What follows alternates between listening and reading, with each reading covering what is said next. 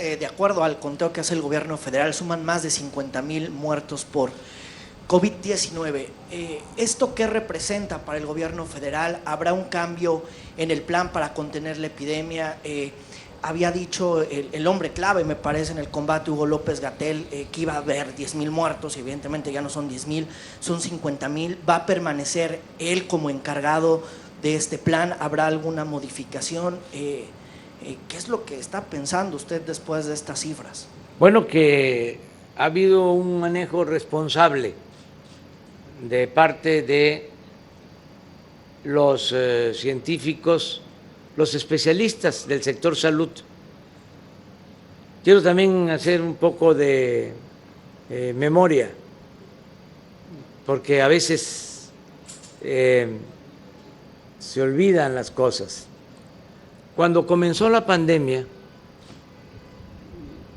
yo di a conocer, incluso en la reunión del grupo de los 20, del G20, en una teleconferencia donde estuvieron los jefes de estados, primeros ministros, presidentes de las 20 naciones consideradas más importantes en lo económico.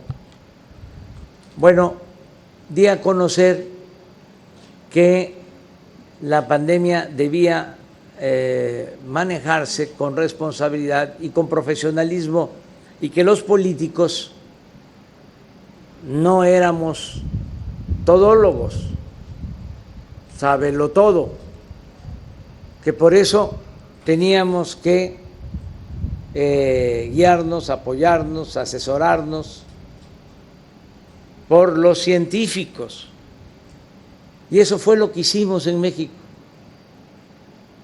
Y por eso se decidió crear un grupo del sector salud integrado por eminencias. Son los mejores científicos del país los que están conduciendo la estrategia para enfrentar la pandemia. Estamos hablando de eméritos, de investigadores destacadísimos y de especialistas. No hay médicos generales, lo digo con todo respeto. Estamos hablando de doctores, pero pensando en nivel académico,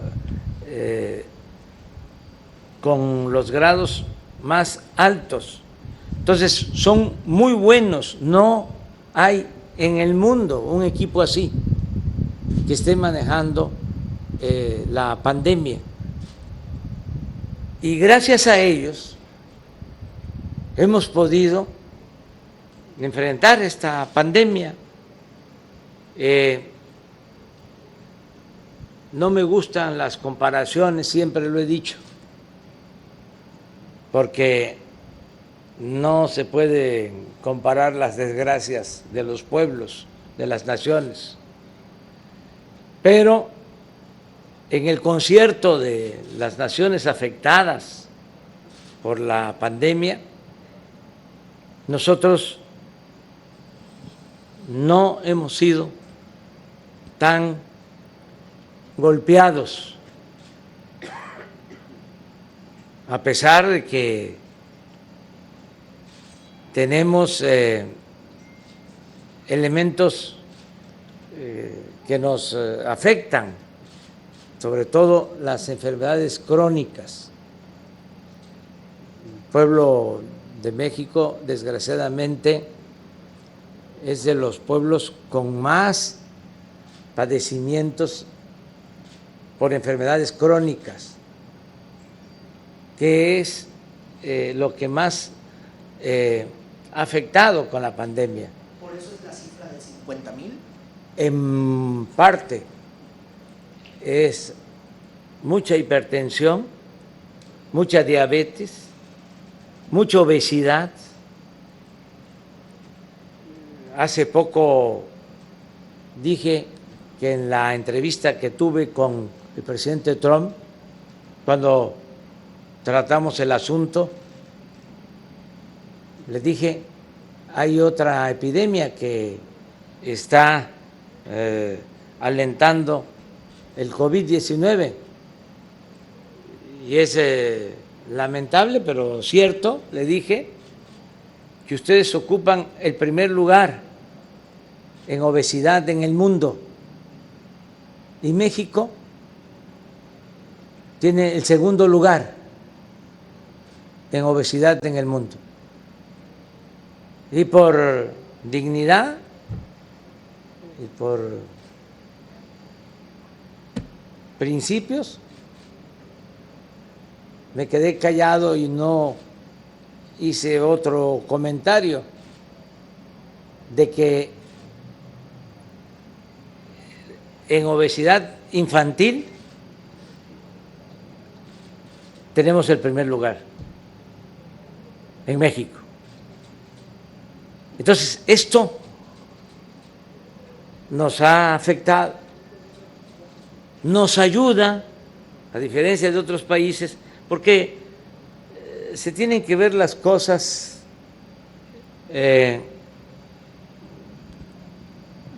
con todas las circunstancias, contextualizando bien, no sacando de contexto. Nos ayuda, así como nos perjudica lo de las enfermedades crónicas, nos ayuda que somos una población joven en promedio. El promedio de edad del mexicano es menor al promedio de edad del estadounidense, del europeo. Y la pandemia afecta más a quienes padecemos de enfermedades crónicas y a los adultos mayores. Entonces, esa es una situación, pero por cuestiones políticas, yo diría por politiquería, nuestros adversarios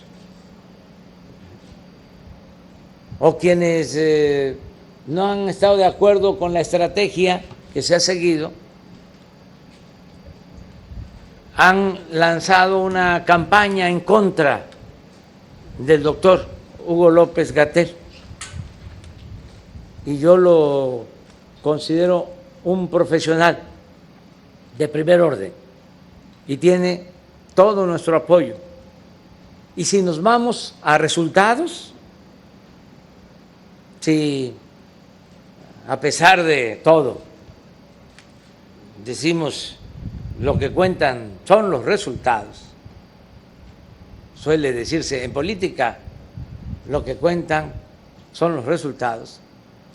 Yo les diría que en el continente americano estamos en el 5º lugar en fallecimientos. Nos duele mucho y ya dije que es hasta de mal gusto lo de las comparaciones, pero son más los fallecidos de acuerdo a la población en Estados Unidos, en Brasil, en Chile, en Perú, que en México. Y si nos comparamos con Europa, son más los fallecidos en España, en Francia, en Inglaterra que en México. ¿Qué hicimos bien? ¿Qué hicieron bien los profesionales, los expertos en salud? Pues se aplanó la curva, sí, nos llevó más tiempo, pero no se saturaron los hospitales. No ha habido casos de saturación de hospitales, nadie se ha quedado sin ser atendido. Y esto nos hubiese pasado, como sucedió en algunos países de Europa, incluso en Nueva York. Y nos hubiese pasado porque el sistema de salud no estaba preparado para atender una emergencia de esta magnitud. ¿Y qué hemos hecho? Pues hemos levantado el sistema de salud. No teníamos ventiladores, no teníamos equipos, no teníamos infraestructura hospitalaria, tuvimos que reconvertir hospitales, es decir, hacer hospitales para atender a enfermos de COVID. Nos ayudó mucho el contratar con empresas privadas, hospitales privados, el que atendieran enfermos no COVID para tener nosotros espacios y atender a los enfermos por la pandemia. Ahora tenemos 12,000 camas de terapia intensiva y ocupadas solo el 40%. Pero cuando empezó la pandemia teníamos 2,800 camas de terapia intensiva. Y ahora tenemos 12,000. No teníamos especialistas, los formamos, los capacitamos a médicos generales, que les agradezco mucho por todo lo que han hecho, a todos los médicos, a todas las enfermeras, porque no teníamos, no solo no teníamos especialista, que también eso se debería de tomar en cuenta cuando se hace un análisis sobre una determinada problemática. ¿Cómo fue que nos quedamos sin médicos?